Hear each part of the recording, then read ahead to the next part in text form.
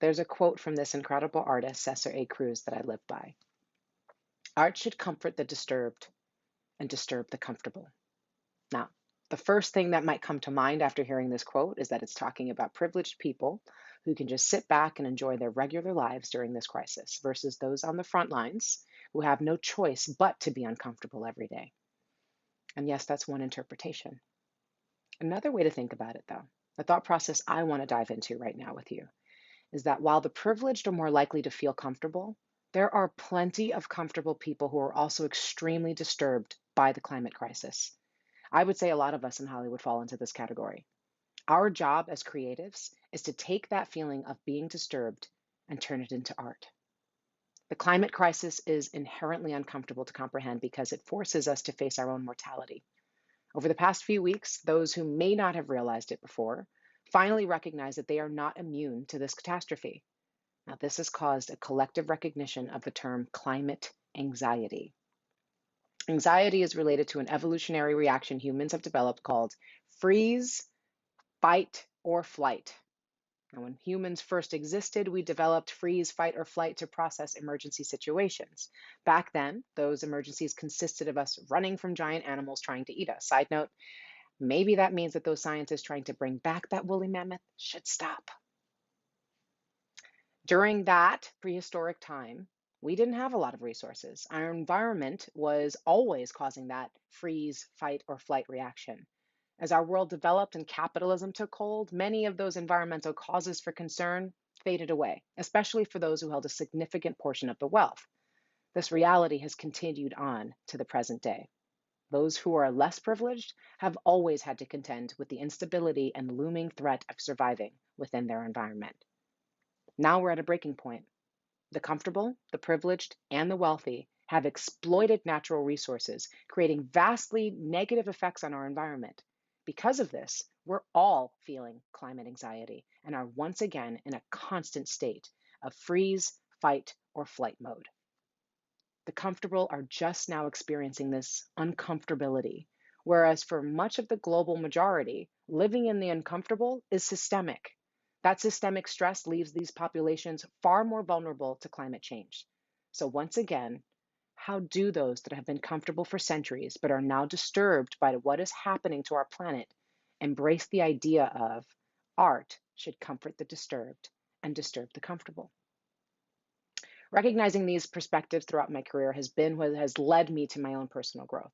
Even as I have been in privileged situations and had levels of comfortability in my life, I have not grown complacent. I have continued to seek out the uncomfortable realities in our world. And that's why I have started a voting organization, and I'm on the board of lots of different organizations trying to combat our crises. Um, I'm an executive producer running my own company or my own person. And I'm getting to choose the stories that I get to tell in ways that I couldn't always necessarily as an actor, from beginning to end, and fund the work of talented Black, Indigenous, people of color artists and filmmakers. I'm committed to using my influence for the betterment of the earth and uplifting those who are placed in uncomfortable situations by the climate crisis, a crisis that those who are comfortable created. The reason racial justice and climate justice are linked is that the people made uncomfortable by this crisis have been and continue to be of the global majority. Every influential person in Hollywood could be approaching their work similarly, seeing it as a vessel for inspiration and impact. So let's take a collective deep breath, because there is a lot of power in a collective breath. It gives us the clarity to tap into our individual power. It gives us the clarity to realize that if we channel that power and come together, we can create anything. Now, I know you've heard this before. It sounds cheesy and vague, but folks, it's undeniable that examples that Hollywood's influence inspires global action. We've seen it happen just recently, with a short film that I got to voice the Spanish version of, Save Ralph, that got taken up in the billions of views, and spread like wildfire, pushing back on animal testing. And Mexico just signed to say that they will not test on animals anymore. And we're continuing to push and use this film to educate folks and make that change. We've seen that with other documentaries I've been on board with, like The Need to Grow, documentaries that my friends have put together, like Chasing Ice, Chasing Coral, The Cove, um, just recently The Social Dilemma, which is really helping people to see what's happening with disinformation and misinformation online. Now, how did these examples come to fruition? Stakeholders with power and influence made those projects happen. So that means you. So stakeholders, I'm talking to you. If our industry, excuse me, were to take collective action against this crisis, imagine the global action that could result. I know, global action, overwhelming concept. What does this mean? And what could those results be? Let me break it down into an almost universal Hollywood experience. Someone asks you what made you want to start working in Hollywood. You reply that you saw some piece of content that you related to and it inspired you to be a director, actor, writer, agent, executive, etc. It helped you realize I am not alone in my experience. Then you said to yourself, what if I could make other people feel that way with my art? Now that we've all acknowledged that we have seen at least one movie, TV show, short film, web series, whatever, that has created that remarkable life changing moment of, wow, this is who I am. I feel seen. I can say to you, stakeholders, hold on to that moment and reimagine applying it to what everyone else is feeling right now about climate. Because climate is and will continue to affect everyone on Earth. As we've discussed, everyone will be affected at different levels by this crisis, yet it is inescapable. Therefore, if we are going to continue to tell authentic, inspiring, I can relate to that stories, we need to incorporate the reality of the climate crisis through every stage of development, production, post, marketing, and distribution. Because if every piece of content encompassed what we're experiencing with the planet, then everyone could feel seen in this otherwise all encompassing crisis in an intersectional, and hopeful way. But how are you going to accomplish that? Hollywood stakeholders, here are your calls to action. Add funds to your budgets that are strictly delegated toward overseeing the impact of your projects. Something you might be familiar with, greenifying your set is an easy first step.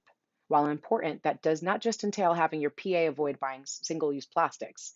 It means hiring a company of professionals to implement and advise on green waste removal systems, eco-conscious vendors and transportation methods, recycled materials for costume and set design, measurement of your production's carbon footprint. We're all doing that for COVID safety. We can do that for the environment. And we especially have to now because of how much plastic has been used by COVID. So we really got to make up for that. There are several steps to the process of content creation that also need your attention and funding if we're ever going to be part of the solution. The storytelling needs to accurately infuse climate into its narrative in a way that's organic to what the characters you're creating are actually experiencing in their respective worlds. This requires hiring cultural consultants, social impact producers, and experts to guide in the storytelling process. They should be an integral part of how the script is written and developed, as well as how it's edited and marketed. Their work can not only make your content more authentic and hit harder, but actually get you more PR and improve audience engagement, because this is what consumers want. These are achievable calls to action. We can add these line items while producing extremely marketable and poignant content. I'll leave you with this last thought. You might leave this workshop in the Hollywood Climate Summit feeling engaged, empowered, and ready to act after this weekend while still being overwhelmed. And that's okay. This weekend is proof that this community of conscious artists and environmentalists is growing within our industry. Use this space as a resource, as a place to share, and as a space to create lifelong relationships. Accept your discomfort and your fear. Use your art to disturb the comfortable. Take action because we do have the power to make Hollywood a force for positive environmental impact. The more of us there is, the more collective power we hold. See you on the front lines.